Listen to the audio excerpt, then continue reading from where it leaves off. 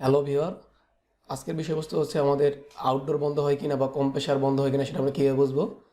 একটু লক্ষ্য করে দেখেন এসির যে আপনার রেড লাইট এবং গ্রিন লাইট আছে, গ্রিন লাইটটা হচ্ছে আমাদের আউটডোর ইউনিটের, যেটা হচ্ছে আমাদের কম্প্রেসার ইউনিটের। যদি কম্প্রেসার চালু থাকে তাহলে সবুজ যে এসি সবুজ সিগন্যালটি জ্বলবে, সবুজ লাইটটি জ্বলবে এবং রেড লাইটটি হচ্ছে পাওয়ার অন থাকলেই জ্বলতে থাকবে।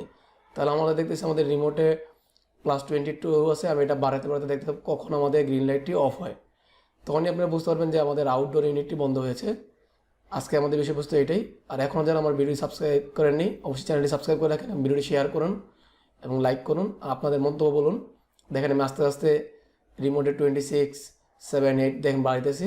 গ্রিন সিগন্যালটি দেখেন, এই যে 29-এ গ্রিন সিগন্যালটি অফ হয়ে গেছে। এর মানে হচ্ছে আউটডোর ইউনিটটি এখন অফ হয়ে গেছে।